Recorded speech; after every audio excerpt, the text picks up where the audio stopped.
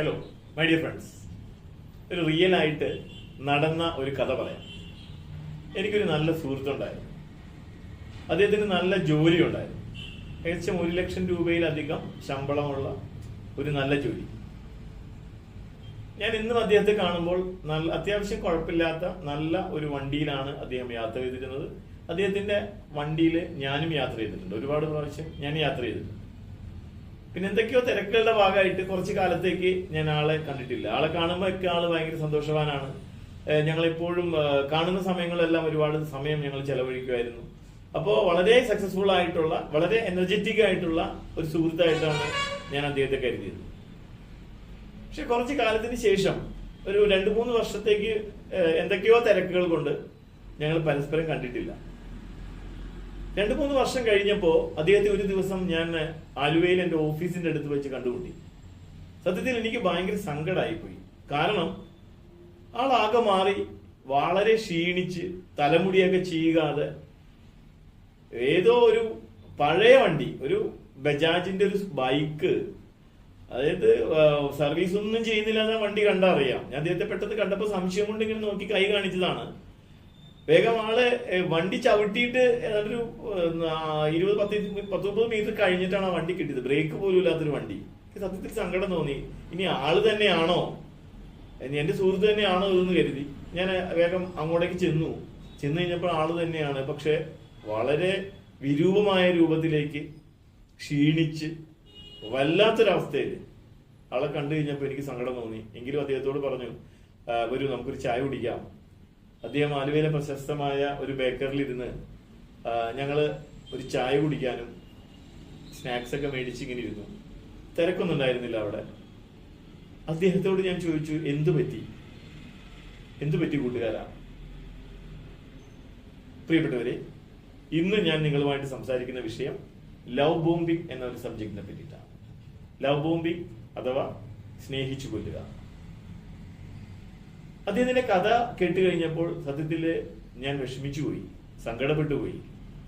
കാരണം അദ്ദേഹത്തിന്റെ ഒരു കൂട്ടുകാരൻ, ഒരു സഹോദരനെ പോലെ സ്നേഹിച്ച ഒരാള്, അദ്ദേഹത്തിന്റെ വീട്ടിൽ നിന്ന് വളർന്ന ഒരാള്, അദ്ദേഹത്തിന്റെ ജീവിതത്തിൽ പലപ്പോഴും വളരെയധികം ഇടം കൊടുത്തിട്ടുള്ള ഒരാള്, അദ്ദേഹത്തെ ഏകദേശം ഒരു 10-20 ലക്ഷം രൂപയോളം പറ്റിച്ചു എന്ന് അറിഞ്ഞപ്പോ, സ്നേഹിച്ചു പറ്റിച്ചു അല്ലെങ്കിൽ സ്നേഹിച്ചു കൊന്നു എന്ന് അദ്ദേഹം പറഞ്ഞു കഴിഞ്ഞപ്പോ, അപ്പൊ ഞാൻ ചോദിച്ചു, അതെങ്ങനെ ആള് ചെയ്ത്? അപ്പൊ ആള് പറഞ്ഞു ഇത്രേ ഉള്ളൂ, അവന് എന്റെ ജീവിതത്തിലേക്ക് വന്നു കഴിഞ്ഞപ്പോ എന്നെ ഒരുപാട് സഹായിക്കുമായിരുന്നു. എപ്പോ വരുമ്പോഴും ആള് വരുന്ന സമയങ്ങളെല്ലാം എന്റെ വീട്ടിലുള്ളവർക്കും എനിക്കുമൊക്കെ ഗിഫ്റ്റ് തരുമായിരുന്നു. ഇവൻ ബർത്ത്ഡേക്ക് വരെ അവൻ സ്പെഷ്യൽ ഗിഫ്റ്റുകൾ മേടിച്ചു കൊടുക്കുമായിരുന്നു. വീട്ടിൽ എന്തെങ്കിലും ആവശ്യം ഉണ്ടെങ്കിലൊക്കെ വരുന്ന സമയത്ത് ഒരുപാട് കിറ്റുമായിട്ടൊക്കെയാണ് വീട്ടിൽ വരുന്നത്. വീട്ടുകാർക്ക് ഭയങ്കര പ്രിയപ്പെട്ടവൻ, എല്ലാവർക്കും പ്രിയപ്പെട്ടവൻ. അങ്ങനെ ജീവിതത്തിന്റെ, ആ കൂട്ടുകാരന്റെ ജീവിതത്തിന്റെ ഒരു ഭാഗമായിട്ട് ഇവൻ മാറി കുറെ കഴിഞ്ഞു കഴിഞ്ഞപ്പോ ഒരു ദിവസം വന്നിട്ട് ഇദ്ദേഹത്തോട് പറഞ്ഞു, നല്ലൊരു ബിസിനസ് അവസരമുണ്ട്, നന്നായിട്ട് ചെയ്യാൻ പറ്റുന്ന ഒരു ബിസിനസ് അവസരമാണ് എന്ന് പറഞ്ഞ് എന്റെ കൂട്ടുകാരനെ അദ്ദേഹം കൺവിൻസ് ചെയ്തു.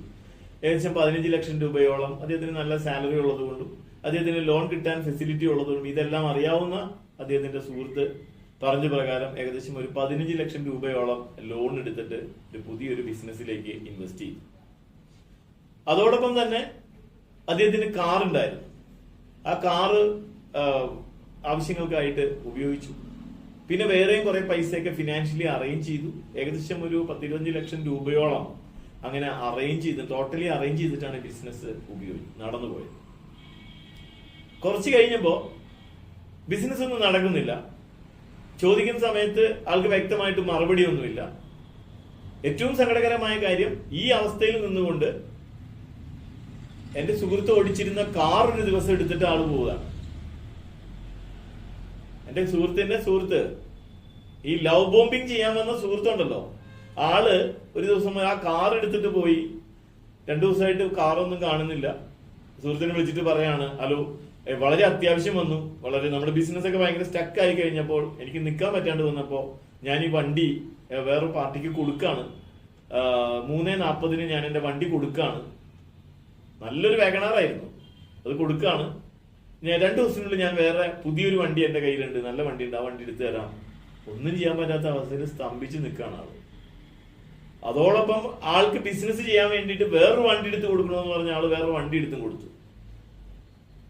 ഏകദേശം ഒരു 25 ലക്ഷം രൂപയാണ് ഈ ലവ് ബോംബിങ്ങിലൂടെ എന്റെ കൂട്ടുകാരൻ വിശ്വസിച്ച തന്റെ സഹോദരന് തുല്യമായ ആ കൂട്ടുകാരൻ ശരിക്കും സത്യത്തില് അവനെ ചൂഷണം ചെയ്ത് അവന്റെ ജീവിതം ഇല്ലാണ്ടാക്കിയത്. ഇന്ന് എന്റെ സുഹൃത്തിന്റെ അവസ്ഥ വളരെ ദയനീയമാണ്.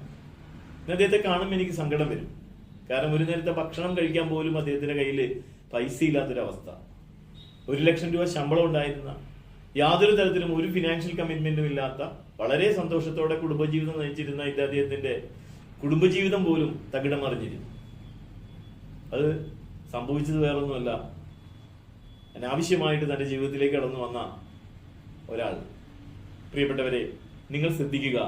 നിങ്ങളുടെ ജീവിതത്തിലേക്ക് ആരെങ്കിലും പെട്ടെന്ന് കയറി വന്ന് നിങ്ങളെ സ്നേഹിക്കുന്നുണ്ടെങ്കിൽ, ഒരുപാട് നിങ്ങളെ ബഹുമാനിക്കുന്നുണ്ടെങ്കിൽ, നിങ്ങൾ ഹോട്ടലിലൊക്കെ നിങ്ങൾ എവിടെയെങ്കിലും വെച്ച് കാണുന്ന സമയത്ത് നിങ്ങൾ എന്നും ഹോട്ടൽ ബില്ല് കൊടുക്കുന്നുണ്ടെങ്കിൽ, നിങ്ങളെ ഒരുപാട് പൊക്കി പറയുന്നുണ്ടെങ്കിൽ, നിങ്ങളുടെ കാര്യങ്ങൾ ഇടപെടുന്നുണ്ടെന്നുണ്ടെങ്കിൽ നിങ്ങൾ ശ്രദ്ധിക്കുക. നിങ്ങൾ അതുപോലെ തന്നെ നിങ്ങളുടെ എന്തെങ്കിലുമൊക്കെ ചടങ്ങ് പരിപാടികളില്, ബർത്ത്ഡേകള്, അല്ലെങ്കിൽ ഏതെങ്കിലും വിശേഷപ്പെട്ട ദിവസങ്ങളില് വലിയ ഗിഫ്റ്റുകള്, അതുപോലെ തന്നെ പെർഫ്യൂംസ് ഒക്കെ കൊണ്ടുവന്ന് പർപ്പസ്ഫുള്ളി തരുന്നതായിട്ട് നിങ്ങൾക്ക് തോന്നുന്നുണ്ടെങ്കിൽ നിങ്ങൾ ശ്രദ്ധിക്കുക, നിങ്ങൾ ചതിയിൽപ്പെടുത്താൻ വേണ്ടിയിട്ടാണ് ആ വരവ്. അങ്ങനെ ഈ ചതിയിൽപ്പെടുന്ന ലവ് ബോംബിങ്ങിലുള്ള ആള് നമ്മുടെ സുഹൃത്തുക്കളായിട്ടുണ്ട്, നമ്മുടെ സുഹൃത്തുക്കളുടെ ഇടയിലുണ്ട്, നമ്മുടെ ഓഫീസിലുണ്ടാവാം, അതുപോലെ നമ്മുടെ കൂട്ടുകാരിലുണ്ടാവാം, അതുപോലെ തന്നെ നമ്മുടെ ബന്ധുക്കളിൽ തന്നെ ഉണ്ടാവാം. ഇവരുടെ നമ്മുടെ ജീവിതത്തിൽ ഇതെങ്ങനെ തിരിച്ചറിയാൻ പറ്റും? ലവ് ബോംബിങ് എങ്ങനെ തിരിച്ചറിയാൻ പറ്റും?